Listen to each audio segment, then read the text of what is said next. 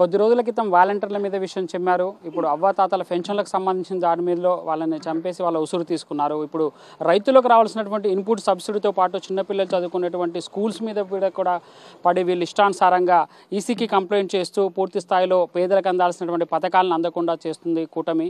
So దీనికి సంబంధించి మనతో మాట్లాడడానికి పాయకరావుపేటకు సంబంధించినటువంటి వైఎస్ఆర్సీపీ ఎమ్మెల్యే అభ్యర్థి కంబాల జోగులు ఉన్నారు. ఆయన అడిగి మరింత సమాచారం తెలుసుకునే ప్రయత్నం చేద్దాం. సార్, ఎట్లా జరుగుతుంది ఫస్ట్ ఆఫ్ ఆల్ మీ ప్రచారం? సో ఎక్కడికి వెళ్ళినా కూడా మీకు మంచి ఆదరణ వస్తుంది, సో ప్రజల నుంచి మంచి స్పందన వస్తున్నట్టుగా తెలుస్తుంది. ఎట్లా సాగుతుంది మీ ప్రచారం? ఈరోజు గౌరవ ముఖ్యమంత్రి గారు శ్రీ వై జగన్మోహన్ రెడ్డి గారు సుపరిపాలన, ముఖ్యంగా విద్య, వైద్యం, వ్యవసాయం, సంక్షేమం, అంతేకాకుండా అవినీతి లేని పరిపాలన, శాంతి భద్రత సక్రమంగా ఉన్నాయి, అభివృద్ధి జరుగుతుంది. ఇలాంటి పరిపాలన గతంలో ఏ ప్రభుత్వం ఏ ముఖ్యమంత్రి కూడా చేయలేదు. కాబట్టి జగన్మోహన్ రెడ్డి గారు వారు ఎప్పుడు కూడా పేదల పక్షాన, బడుగు బలహీన వర్గాలకి సామాజికంగా, రాజకీయంగా, ఆర్థికంగా అభివృద్ధి చెందాలని వారు చేస్తున్న పరిపాలనలో మరి పేదలే బాగుండాలని.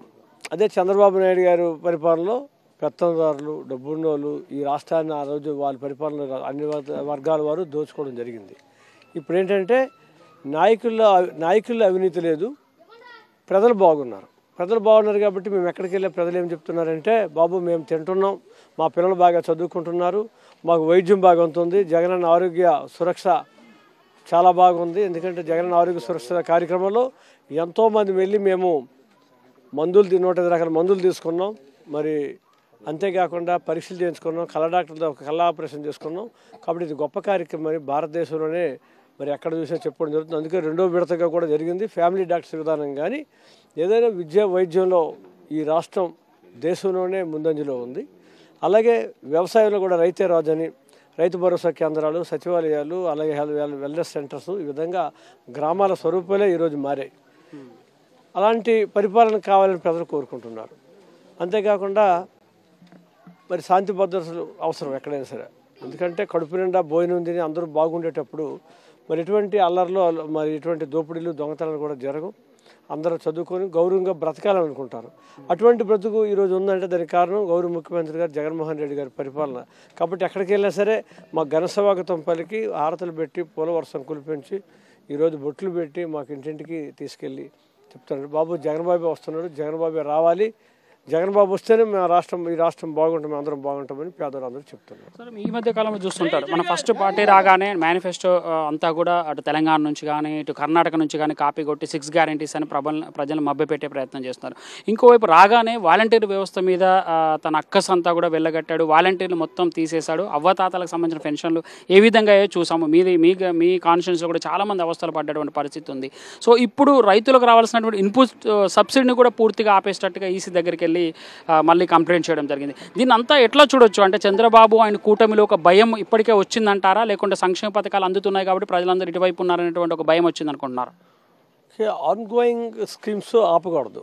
ఎందుకంటే ఇవి కొనసాగుతుంది, కొత్తగా మనం పెట్టేవి ఏం కాదు కదా, ఎలక్షన్లో మనం పెట్టేవి చేసేవి కాదు కదా, ఇవి ఎప్పుడో ఇస్తున్నవి జరుగుతున్నవి, దిస్ ఆన్ గోయింగ్. అలాంటివి కూడా ఆపడం అనేది చాలా దురదృష్టకరం. వాళ్ళు కంప్లైంట్ చేయడం, ఈరోజు చాలామంది మరి అవ్వాతాతలు బ్యాంకులకు వెళ్ళి తిరిగి చనిపోవడం కూడా జరిగింది. అంతేకాకుండా ఎక్కడ చూసినా సరే ఇటువంటి పరిస్థితికి బాధపడుతున్నారు ప్రజలు. ఎందుకంటే చంద్రబాబు నాయుడు ఈసీకి కంప్లైంట్ చేయడం వల్ల ఇలా జరిగింది. కాబట్టి మరి వాళ్ళు వస్తే ఏం చేస్తారు, దీన్ని బట్టి చూస్తుంటే ఇలాగ చేసి ఏమైనా వాళ్ళు ఓట్లు సంపాదించాలనుకుంటున్నారా? కాబట్టి ఎలక్షన్స్ ముందే ఇలాంటి చిక్కులు పెడుతున్నాడు రైతుల్ని, ప్రజల్ని, వాళ్ళని కష్టాల పాలు చేస్తున్నారు, ముసలి వాళ్ళని కష్టాల పాలు చేస్తున్నాడు, ఇటు రైతుల్ని కష్టాల పాలు చేస్తున్నాడు. సో రేపు అధికారంలోకి వచ్చేనాక వాళ్ళని అసలు నమ్మే పరిస్థితి ఉంటుందా, అసలు అధికారంలోకి వస్తాడనేటువంటి అది ఉందా? ప్రజలు ఏం చెప్తున్నారు? ప్రజలు వాళ్ళని నమ్మరు చంద్రబాబు నాయుడు. ఎందుకంటే 2004 వైఎస్ రాజశేఖర రెడ్డి దివంగత నేత ముఖ్యమంత్రి అయిన తర్వాత మళ్ళీ రెండోసారి కూడా ఆయన ముఖ్యమంత్రిగా 2009 కూడా కొనసాగాడు. ఈ 2 సార్లు ఆయన ముఖ్యమంత్రి అయిన తర్వాత ఈ రాష్ట్రం విడిపోయిన తర్వాత మరి ఏం జరిగిందంటే చంద్రబాబు నాయుడు అనేక మాయ మాటలు చెప్పాడు. ఈ రాష్ట్రాన్ని విడిపోయిందో నేనైతే బాగు చేయగలను, బాగు చేస్తాను, నాకు మరో అవకాశం ఇవ్వండి అని అందరినీ కోరేటప్పుడు వాళ్ళు ఏమనుకున్నారు, ఇతను చాలా సీనియరు, ఈ రాష్ట్రానికి ఏదో చేస్తారనుకొని మరి కొంతమంది మేధావర్గము, స్టూడెంట్స్, ఉద్యోగాలు వస్తే ఏదో చేస్తారని నమ్మారు. ఆ నమ్మి ఆ ప్రభుత్వం వచ్చింది తెలుగుదేశం. వచ్చిన తర్వాత ఆయన కేవలం గవర్నమెంట్ రావాలి, నేను ముఖ్యమంత్రి రావాలనుకుంటే చెప్పాడు తప్ప ఈ రాష్ట్రాన్ని చేసేది ఏమీ లేదు. ఏ విధంగా ఎటువంటి డెవలప్మెంట్ కూడా కాలేదు. కాబట్టి మరి అవినీతి అయితే పెరిగింది, చాలామంది దోచుకున్నారు. వారి అవినీతిలో మరి 2014 ఆయన ముఖ్యమంత్రి ఉండేటప్పుడు పుష్కరాల కోసం వచ్చాడు. పుష్కరాలకు వచ్చేవో షో చేసుకోవడం చేసి చాలామంది చనిపోవడం జరిగింది. అంతేకాకుండా పుష్కరాల్లో 1600 కోట్లు ఖర్చు పెట్టడం చూపించాడు, అందులో అవినీతి జరిగింది. అదేవిధంగా 400 కోట్లతో రాజధాని నిర్మాణం అన్నారు. 400 కోట్లతో రాజధాని నిర్మాణం, అందులో కూడా అవినీతి జరిగింది. ఎక్కడ చూసినా ఆయనకి ఎవరైతే పెద్దందారులు వచ్చి మరి ఆర్థిక సహాయం చేసి ఆ ప్రభుత్వం రావడానికి తోడ్పడ్డారో ఆ రోజు నుంచి చంద్రబాబు నాయుడు ఒక కీలుబొమ్మ అయిపోయి ఎవరేం చెప్తే అది విన్నాడు తప్ప ఈ రాష్ట్రానికి కూడా ఏం జరగలేదు. అలాంటి వాళ్ళకే మంత్రి పదవులు ఇచ్చాడు. కాబట్టి అటువంటి ప్రభుత్వం తెలుగుదేశం. మరి ఆనాడు ఏం చేయలేకపోయాడు. ఇప్పుడు ఇంకా ఈరోజు చూసుకుంటే 3 ముక్కలు, మోడీ అలాగే పవన్ కళ్యాణ్ వాళ్ళ దగ్గరికి వెళ్ళి వాళ్ళు బ్రతిమలు ఆడుకొని కలిసి మనం పోటీ చేయాలి, వాళ్ళ సహకారం కోరుకొని ఈరోజు ఆయన పోటీ చేస్తున్నాడు. కాబట్టి ప్రజలు ఇప్పుడు కూడా నమ్మట్లేదు వాళ్ళ కూటమిని. అంటే ఒకవైపు నిన్న మోడీ వచ్చాడు, సో స్టీల్ ఫ్యాక్టరీకి సంబంధించి ప్రైవేటైజేషన్ చెయ్యను అని చెప్పేసి ఎక్కడా చెప్పలేదు. మోడీ ఏదైతే గ్యారంటీలు ఇచ్చాడో వాటికి నేను భరోసా అని చెప్తున్నాడు. మోడీ అంటున్నాడు అసలు పట్టించుకునేటువంటి పరిస్థితి లేదు, ఎంపీలకు మాత్రమే నాకు అవసరం, ఇక్కడ ప్రజలు అవసరం లేదన్నట్టుగా బీజేపీ వ్యవహార స్టైల్ కనబడుతోంది. ఇంకోవైపు పవన్ కళ్యాణ్ నేతను గత కొద్ది రోజులుగా మీరు అబ్జర్వ్ చేస్తే 1 వీక్ నుంచి చూస్తే ఎక్కడ నోట్లోంచి మాట వచ్చినటువంటి అవసరం లేదు. ఎందుకంటే ఆయన మొన్నటిదాకా బీజేపీని గల్లబట్టి అడుగుతాను, ఇది అడుగుతాను, అది అడుగుతాను అన్నాడు. ఇప్పుడు కూటమిలో ఉన్నాడు కాబట్టి నోరు తెరిచేటువంటి పరిస్థితి లేదు. చంద్రబాబుకు సంబంధించి ఎవరికి ఎక్కడ ఓటేయాలో కూడా అతను ఒకసారి బీజేపీకి ఏమంటాడు, ఎంపీ అంటాడు. అంటే ఆయన ఒక కన్ఫ్యూజన్లో మూడ్లోకి వెళ్ళాడు. లేదంటే వీళ్ళని చంపేయండి, రాళ్లతో కొట్టండి అని చెప్పి ఒక ముఖ్యమంత్రి స్థాయిలో ఉన్నటువంటి వ్యక్తి మీద చేసినటువంటి ఆరోపణలని, లేకుంటే ఆ దురుసు ప్రవర్తనని మీరు ఎట్లా చూస్తారు?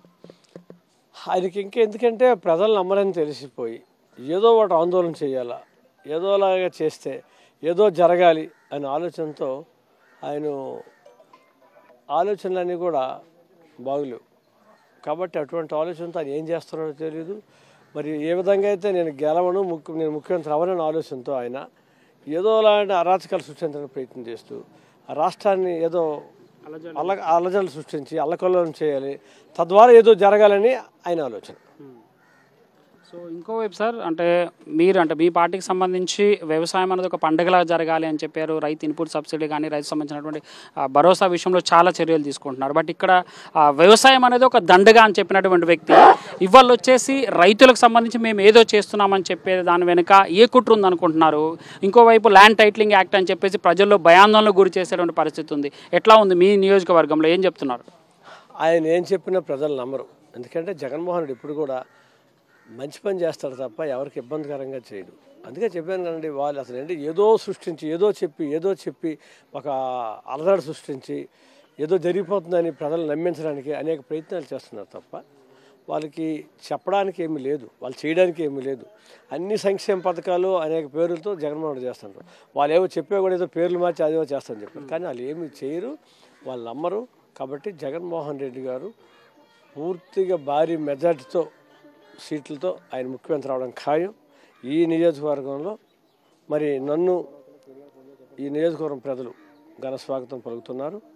అలాగే ఈ మండలం నుంచి చిక్కాల రామారావు గారు, మిగతా అన్ని మండలాల నుంచి నాయకులు అందరూ కూడా, కార్యకర్తలు, ప్రజలందరూ కూడా నా గెలుపు కోసం అహర్నిశలు కష్టపడుతూ వారందరూ కూడా మంచి నియోజకవర్గం ఇది వైఎస్ఆర్ పార్టీకి. కాబట్టి అందరూ కూడా ఫ్యాన్ గుర్తుపై ఓటేసి నన్ను గెలిపించడానికి సిద్ధంగా ఉన్నారు. Thank you sir and all the best for you sir.